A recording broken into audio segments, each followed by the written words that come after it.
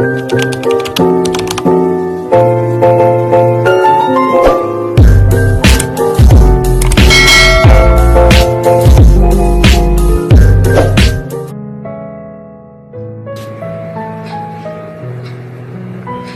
tidak kalian berada di pertemanan yang menormalisasikan kemunafikan? Kayak munafik dalam pertemanan itu normal. Aku tahu temanku munafik, tapi aku diam. Aku yakin 99% yang nonton ada yang ngalamin. Sebenarnya yang mau kita bahas adalah lingkungan pertemanan toksik. Tapi dari kasus masalah pertemanan yang toksik di sekitar lingkunganku adalah menormalisasikan kemunafikan. Padahal itu tidak boleh diwajarkan. Bahkan dalam Islam menganjurkan, carilah sahabat yang dapat menjadi sahabat kita di dunia dan akhirat. Kalau temannya bermuka dua, di depan ngedukung dan di belakang narik kamu buat jatuh bareng dia, emang bisa dijadikan sahabat di dunia dan juga di akhirat? Toksik sama dengan bahaya. Ada beberapa alasan yang membuat kamu tetap bertahan di sana. Yang pertama, kamu takut dijudge sama orang-orang karena gak punya teman. Padahal kamu gak perlu terlalu memikirkan pendapat orang lain tentang kamu, karena kamu gak bisa ngendaliin hati dan mulut mereka.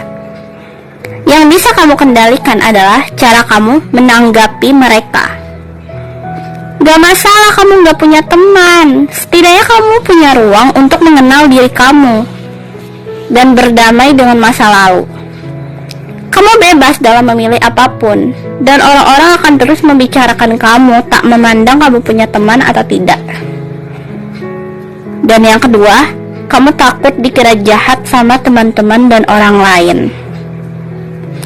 Teman-teman kamu ngatain kamu jahat ketika kamu bilang, aku butuh ruang buat sendiri, jadi aku gak gabung sama kalian dulu. Let them. Seorang teman akan menghargai pilihan temannya, apalagi itu bukan hal yang jahat.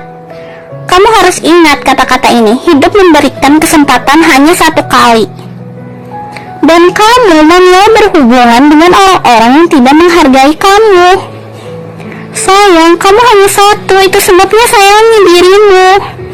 Ketika kamu cut off pertemanan kamu, itu bukan karena kamu jahat, tapi itu bentuk menghargai diri kamu. Dan kamu hanya menetapkan batasan. Pernah gak di setiap malam kamu selalu menangis untuk satu hal yang sama? Itu artinya kamu lelah. Tapi kamu memilih untuk bertahan di sana, dan luka itu kamu pupuk terus menerus di hati kamu, dan itu sakit. Kalau kamu milih diam dan gak keluar, tapi kamu malah cerita sana sini, atau kamu ngoceh sendiri kalau teman-teman kamu toksik, tapi kamu gak pernah pergi dari sana, itu sama aja kamu yang toksik sama diri kamu. Sayang, dengar, jika kamu berpisah dengan seseorang, maka kamu akan bertemu dengan orang-orang baru. Siapa tahu kamu bisa bertemu dengan teman yang bisa menghargai diri kamu dan menjaga hati kamu. Begitu juga sebaliknya. Dan yang ketiga, kamu takut kesepian. Ini hal yang wajar karena dari kecil kita diajarkan atau melihat bahwa bersama orang-orang lebih aman ketimbang sendiri. Tapi sayang, kamu gak boleh takut sama kesepian karena kamu gak bisa bergantung sama mereka. Justru, teman yang paling baik adalah diri kamu sendiri. Dan jika teman-teman kamu gak bikin hati kamu terluka dan bingung, tapi kalau kamu masih punya keluarga, saudara, Tuhan, juga hobi, kamu beruntung ninggalin orang-orang yang sama sekali gak guna dan gak bermanfaat buat kamu. Itu hanya akan menghambat diri kamu untuk menjadi baik dari tahun ke tahun. Jadi lebih baik kamu menjauh dari mereka, bukan membenci atau menganggap mereka musuh. Kamu hanya perlu waktu sendiri, bukan menutup diri dari orang-orang baru. Dan kalau kamu berhasil mencintai kesendirian kamu dan mengembangkan minat dan hobi kamu, selamat, kamu berhasil menjadi teman yang baik untuk diri kamu sendiri. Tidak ada salahnya kamu berterima kasih kepada diri kamu yang berjuang sampai saat ini, dengan berbagai alasan untuk terus hidup dan membuktikan bahwa kamu berharga.